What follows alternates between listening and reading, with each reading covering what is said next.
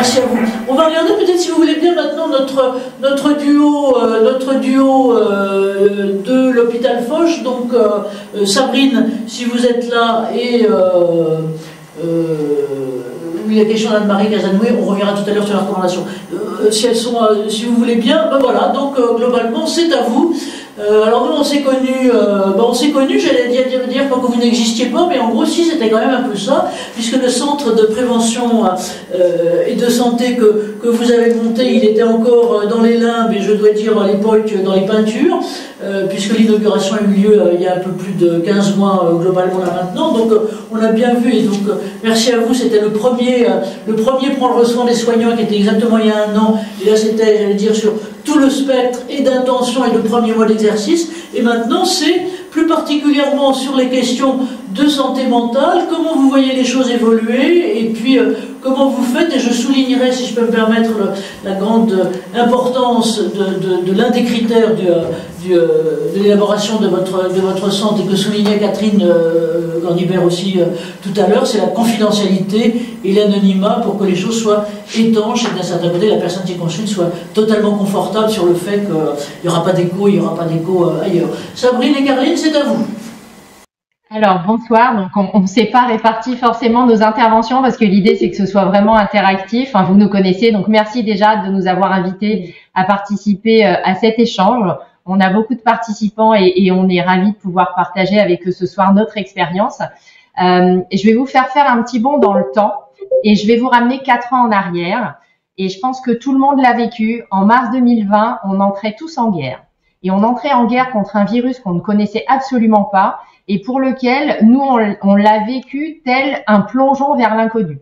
Donc, on est par définition rattaché à un service de santé au travail, donc avec des missions qui nous sont propres. Et à cette période-là, on a chaussé des baskets, on a arrêté de faire ce qu'on connaissait bien de notre métier et on est allé à la rencontre directement des salariés dans les différents services pour comprendre exactement ce qui se passait. Et donc là, Sabrine va vous en parler mieux que moi. Ça a été un constat assez édifiant. Alors, on peut passer sur les différentes vagues en disant qu'au début de cette pandémie, on avait un collectif de travail qui était très, très fort, une grosse unité des soignants qui était applaudie le soir à 20h.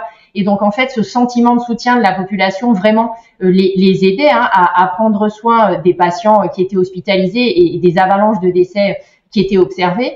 Et puis, on a vu au fur et à mesure des vagues du Covid, un collectif de travail qui s'est étiolé, une érosion de la santé aussi bien physique que mentale, pour aboutir dans certaines situations à des syndromes d'épuisement professionnel et dans d'autres à des changements radicaux de cap avec des soignants qui changeaient de métier et qui allaient complètement faire autre chose, alors que par définition, ils s'étaient engagés dans cette vocation avec un grand humanisme et une grande empathie. Donc, nous, avec le recul de tout ça, quand on a chaussé nos baskets et qu'on est allé interroger ces salariés, on a fait le simple constat, c'est de se dire que les salariés ne prennent pas soin d'eux. Et là, Sabrine, je pense, va rebondir parce qu'elle va vous dire qu'elle est son propre cobaye dans ce type de situation. Et pourquoi vous faire ce constat? Parce que c'est ce qui nous a amené au concept de la création du centre de prévention et travail de l'hôpital Foch.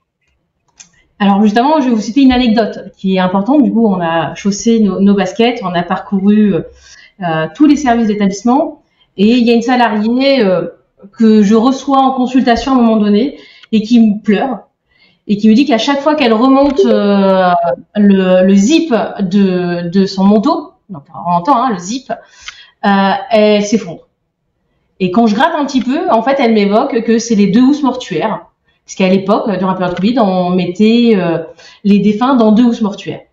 Et il y a une véritable empreinte, une cicatrice de cette période, de ces presque 2 ans, parce que ça a été très long, avec des troubles du sommeil, troubles alimentaires, Mme Cornibert l'a dit, un collectif de travail qui s'est étiolé, qui s'étiole encore, des salariés là, c'est exaspéré, et on se dit qu'il faut faire quelque chose. Donc, durant la période Covid, on a mis plein de choses en place, ça a été un peu notre galop d'essai, notamment en termes de timing, combien de temps les salariés peuvent se détacher de leur service. Donc, on a vu que c'était entre 20 et 30 minutes. Et puis, le directeur général, à la fin des périodes, des vagues successives, nous a dit si on avait une idée. Et j'ai dit, oui, j'ai une idée qui coûtera certainement plus cher que de la musicothérapie ou des casques de réalité virtuelle. C'est un mini-hôpital dans l'hôpital. Donc, il nous a dit, OK, faites un business plan. dit ok, bon, on sort pas d'école de commerce, médecine et moi psy. Bon, on a regardé un peu sur internet, on a proposé quelque chose. C'était loin d'être un business plan, mais ça a fonctionné. Et en fait, on a créé donc il y a 15 mois, bravo, en tout cas Anne-Marie, le centre prévention et travail à proximité de l'hôpital. Hein, c'est une rue à traverser, dans une ambiance complètement atypique. On a une pompe à essence, une véritable pompe à essence, une demi-moto. Et on accueille les salariés pour des consultations. Donc, on a 3 volets. Un volet consultation. Et donc, là, à l'intérieur, on a un cardiologue. Donc, c'est l'objectif de faire des bilans. C'est un check-up. Les salariés viennent. On est vraiment sur la prévention primaire.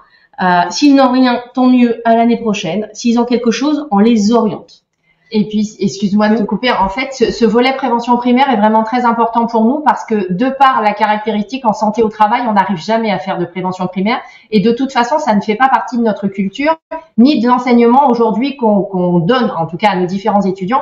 On ne prend pas soin de nous. Et l'objectif du centre, c'était vraiment de pouvoir dire à tout salarié lambda de l'hôpital et notamment à ses étudiants, parce qu'on a un vrai focus sur la prise en charge des étudiants aujourd'hui, que de leur dire, justement parce que vous n'avez rien, on va essayer de faire un bilan plutôt exhaustif et complet de ce qui se passe au niveau de votre état de santé et de s'assurer qu'il ne se passe rien de particulier. Si on découvre quelque chose, on a une orientation à l'extérieur. Et si par contre il n'y a rien, eh ben on est ravis du bilan et on vous reverra sur des intervalles qui seront plutôt réguliers, mais pour introduire ce côté culture de prévention dans l'état d'esprit de tout un chacun. Donc on voit bien, si je peux me permettre de vous interrompre, on voit bien l'optique globale et en même temps la naissance qui est venue, qui est du centre et finalement de toute la dynamique et qui est venue cet état de, j'allais dire, de malaise profond, consécutif, à la fois issu consécutif et autres. Et j'aurais tendance, encore une fois, et pardon, à vous reposer la question. Et le psychique et la dimension mentale là-dedans, comment vous la voyez évoluer? Et surtout sur l'autre question qui est la nôtre, qui est le lien avec organisation et management. Encore une fois, sur la partie diag, et puis on verra dans la partie débat la question globalement quel type de solution. Voilà. Comment vous avez vu ça, Sabrine, par exemple? Il y a 2 pistes hein, sur le volet psychique. Au centre, on fait des ateliers sur le vécu au travail. Ce qui est intéressant, c'est que c'est des professionnels de services qui sont complètement différents, qui viennent et qui parlent de leurs problématiques. Et c'est intéressant d'échanger avec d'autres professionnels, d'autres catégories, une secrétaire avec un infirmier avec un agent technique, et de voir qu'on peut vivre des mêmes situations dans des services différents et avec des fonctions différentes. Et puis la partie consultation, vous venez pour voir la gynéco par exemple, et ben on ouvre un dialogue, un échange avec le salarié, et si on dépiste quelque chose sur l'aspect psychique, il y a une orientation qui se fait du coup vers moi, parce que je suis la psychologue du travail et des organisations, pour une prise en charge individuelle et confidentielle. Mais c'est important de dire aujourd'hui, même si la parole se libère, on a des salariés qui se disent qu'ils vont bien. Moi, je vais souvent dans les services, donc je connais, on a 2300 salariés. Des fois, je les vois maigrir. Je pose la question, non, mais tout va bien. Ok, bon, on va prendre un café. Et en fait, c'est démystifier l'image du psychologue, du psychiatre, de je ne vais pas bien, je n'ai pas besoin de m'allonger, pas de psychanalyse. Non, on va juste prendre un café. Et en fait, en démystifiant ça, on permet une parole libre et de parler de problèmes. Et du coup, ça amène la possibilité d'une prise en charge.